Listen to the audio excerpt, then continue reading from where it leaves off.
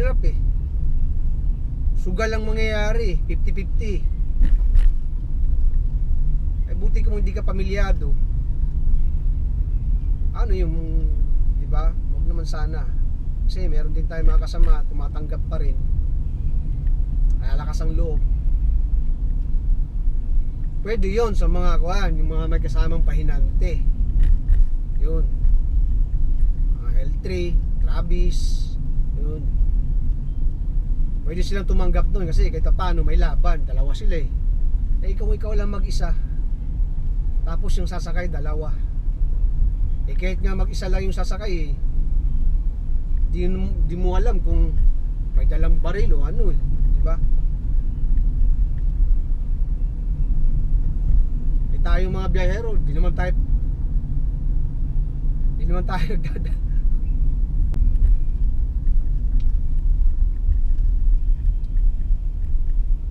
Totoo lang mga paps, sa karanasan ko, hindi naman ako veterano, pero common sense na lang. Pag malalim pangunawa mo, pag malalim yung mindset mo, pag intindi mo, gets mo kaagad eh. Wala, sila lang kumikita mga paps. Ang nangyayari ngayon, tiyagaan. Yun nga, sabi nga nung isang nagkomento sa community natin, battle of the finest. Eh, hindi ko masasabing finest eh, kasi finest, kung tutusin, professional driver tayo lahat, considered as finest na yun eh. Ano bang ibang term?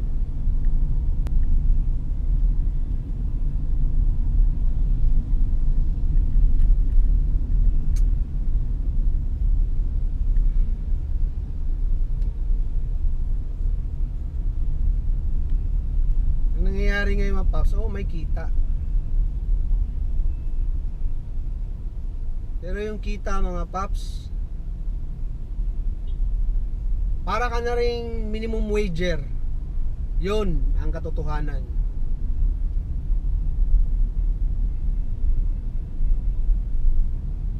Yun nga lang, difference, wala kang amo.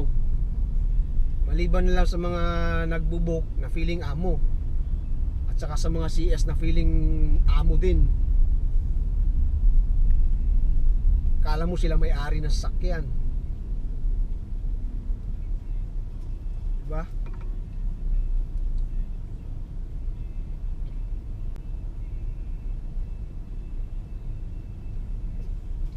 Kaya magiging epekto na ito, unang-una ako, malamang namimili ko ng soli ko tong sasakyan.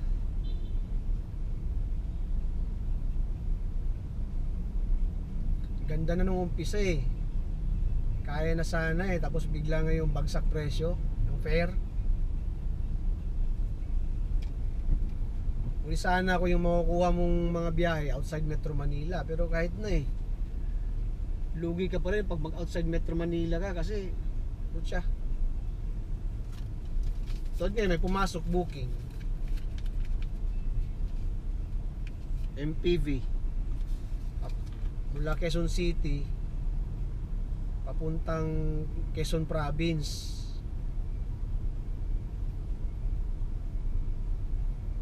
Pabiyahin mo 95 kilometers.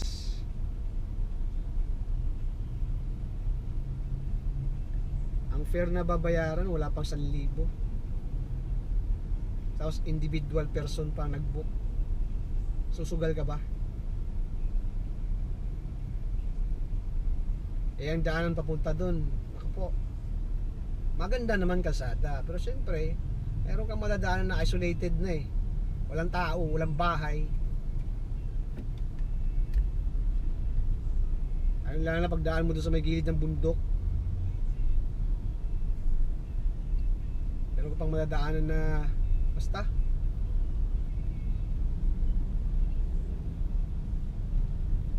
Hay, stress ka na nga sa biyahe, stress ka pa sa booking.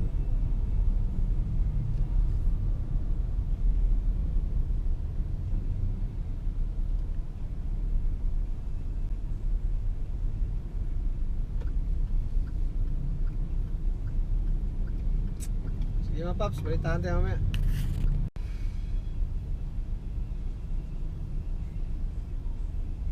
Oo nga pala mga paps,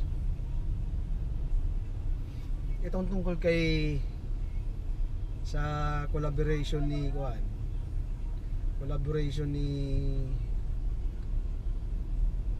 Tipay at saka ni UPS.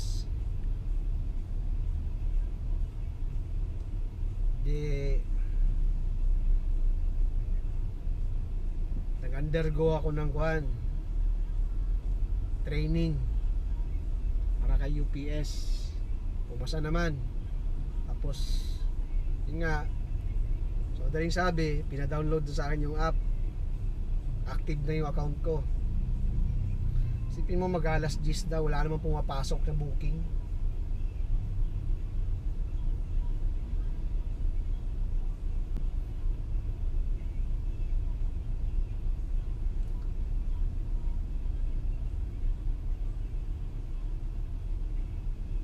So yung ba sa inyo mga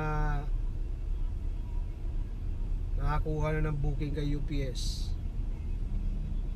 kumusta naman ang rate?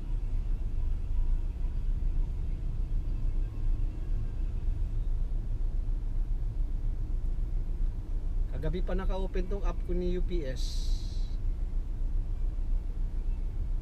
Kasi pag sinabi mo UPS, worldwide yan mga paps. May sariling eroplano yang mga yan. Sa loob ng 24 oras,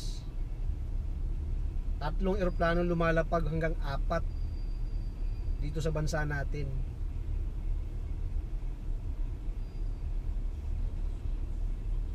Meaning, maraming dapat deliveries yan. Pero wala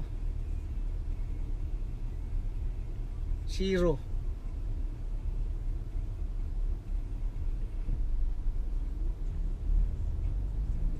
Dagdag lang to na abala sa RAM ng cellphone, pampabagal.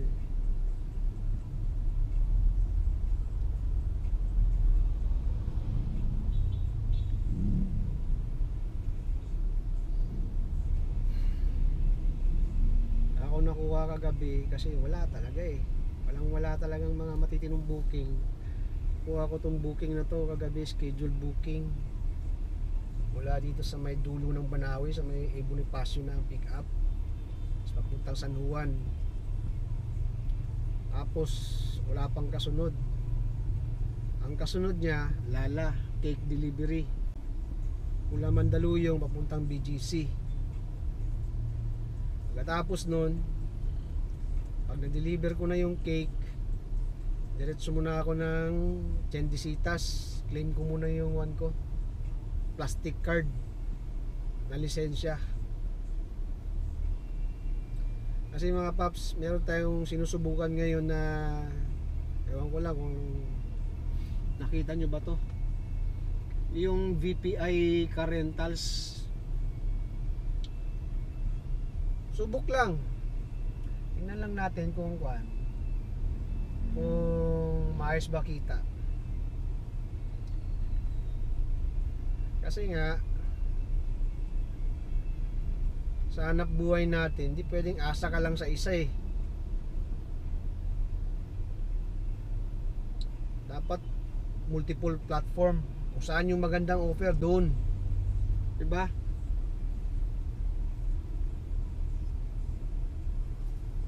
Alam nga namang bumabad ka sa walang kakwenta-kwentang platform. Maliban na lang siguro kung may matsambahan kang magandang rate, magandang biyahe.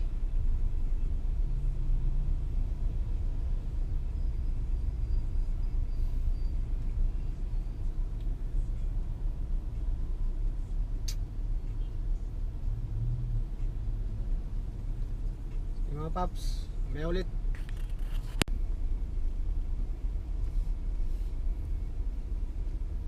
Ito mga paps, na-pick up na natin yung first booking natin. Sakto 5 karton na 2x2. 2 feet by 2 feet. Magagaan lang naman.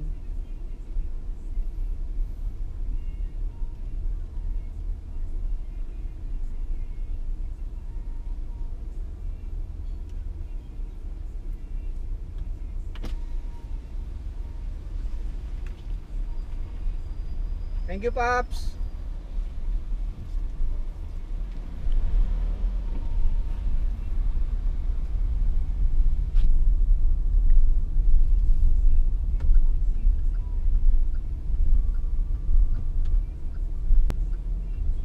So, papunta na tayo ng San Juan, mga Paps, mga Mamsi. Nasa drop off. Wala, hindi tayo makapag double book kay Lala, kasi dito sa location na to, pag dito ka kukuha ng booking, expect mo na bulky yung may sasakay. Meron namang iba, mga pyesa ng sasakyan, ng motor, mga ukay-ukay.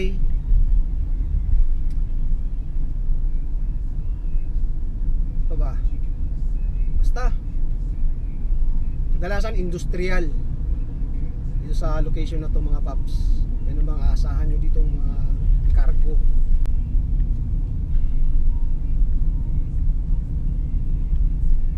Sige mga Paps, later mga Mamsi. Oo nga pala mga Paps, may mga customer kay Tipay mauutak talaga. Ano yung ginagawa? Double booking.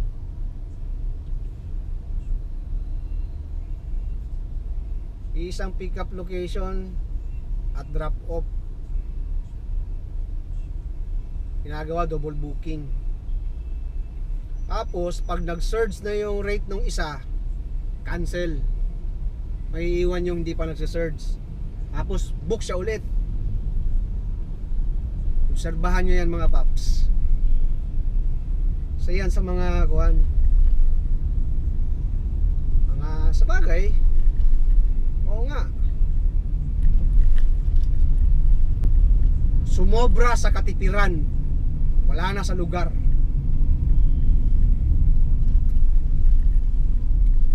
Talagang kuhan talaga eh, malamaw, incheck ba to, ano eh. Eh meron naman tayong mga naserbisyuhan ng mga incheck, di naman ganun kagrabe. Kasi sa kanila, di baling mapamahal konti, ma-deliver lang kaagad yung produkto nila. Kasi yung nga, magbubuk ka, gusto mong magtipid, eh syempre wag nyo kaming, hindi tayo masisisi ng mga customer, kasi para ano pa bumiyahe tayo para palugi, di ba? Meron pa nga ako naobserbahan dyan, kutsa, nagbook na kay Tipay, nagbook pa kay Lala. Hayop talaga.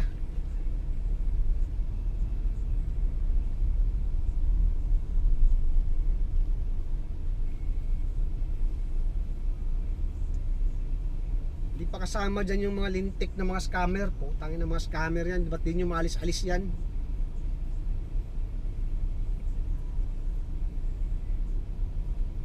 Pag biyahero yung mag-a-apply sa inyo, kumpleto requirements, NBI, gusto nyo pa notarize pa yung ibang dokumento, may verification pa kayong ginagawa sa biyahero, eh doon sa mga customer dapat ganun din gawin nyo.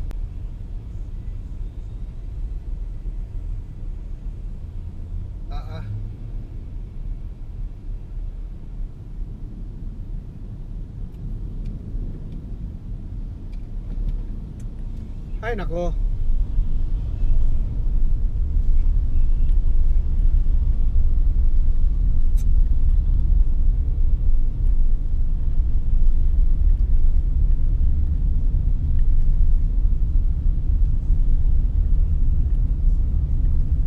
Later.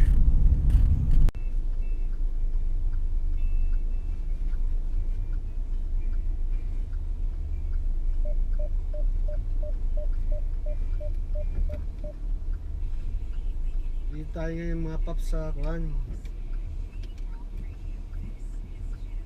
Green Hills of the Vision. Pick up ng cake. Kaya itsura ng cake na yan.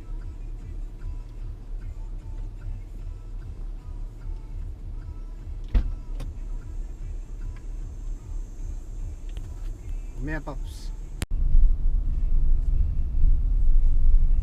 Pick up ko na yung cake mga paps. Mamsi. 2 box na kwadrado. 1 layer lang naman. Binabayaran dito yung design ng box eh. Kala mo relo eh.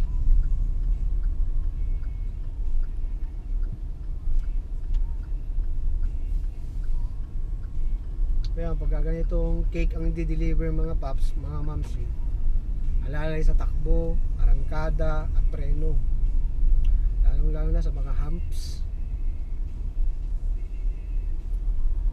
Kasi mga cake na yun, pag kinain mo, akala mo kumain ka ng bulak eh. Tapos yung presyo, ang mamahal. Malamang yung isa nito nasa 3,000 isa.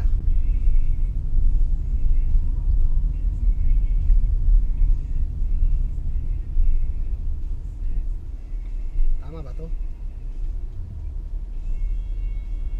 Oh, tama. Tama yung lalabasan ko. Kasi pag nagkamali ka ng labas ito, iikot ka na naman dahil yung ID kailangan mong balikan. Yan ang problema minsan sa mga subdivision. Lalong-lalo na pag di mo kabisado sa loob.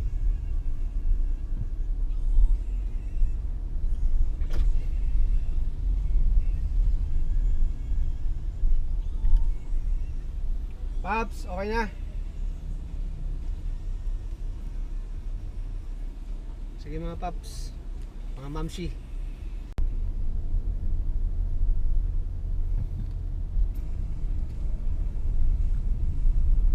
Drop off ko na yung mga paps, cakes sa BGC. As of the moment, walang booking.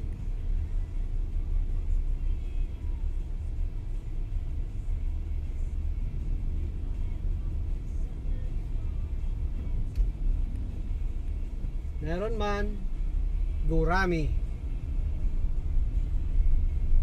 Maraming gurami. Kaya pagka mga itong booking mga paps, yung mga gurami, double booking dapat. Nga lang, sali-saliwa naman.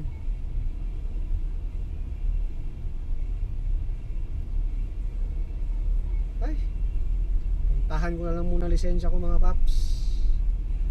Maubusan na naman ng plastic card. Ang laki pa naman ng budget na hiningi ng DOTR para sa plastic cards ng lisensya. Takin mo, 950 million daw. Samantalang kay Asek Tugade 95 million lang ang kailangan. Kumontra yung isa paps. Maliit lang daw kasi makukupit. Ay nako, ayop talaga.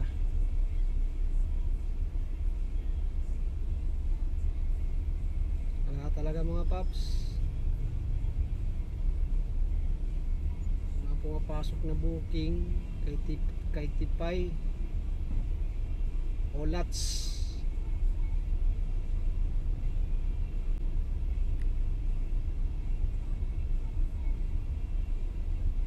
Antayin nyo so tumaas muna. Saka nyo tanggapin. Kaya lang, pag nakalagay save, saver, malabo na tumaas yan. As is na talaga presyo nyan. Kaya kung sino man yung mga nagbubuk ng saver, antay kayo ng mga 1 oras bago may umaccept. Good luck.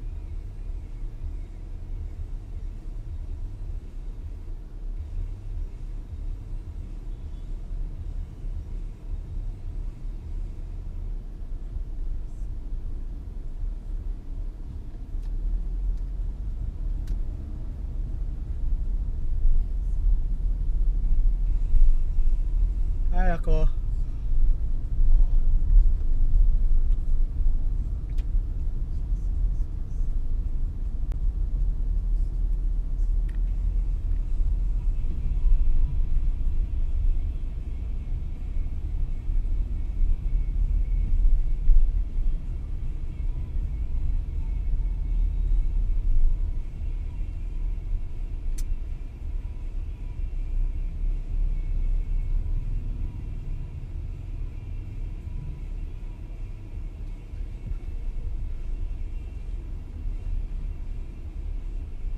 Ay.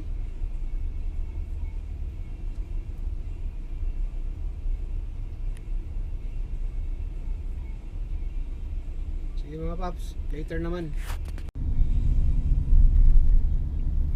Muntik na mga paps. Muntik na naman. Buti na lang ni-review ko muna. Kagaya dito, Mandaluyong to Santa Rosa, Central Luzon. Eh syempre, hindi naman tayo lahat alam natin kung anong mga lugar sa Central Luzon. Santa Rosa lang tiningnan ko eh. Muntik ko nang i-accept eh. Buti na lang ni-review ko muna. Nueva Ecija pala, sa halagang 1,083. Hindi ka papadadaanin ng toll gate ng expressway. Nya, naka-savers pa ang animal. Good luck. Good luck sa tatanggap. Review nyo muna yan.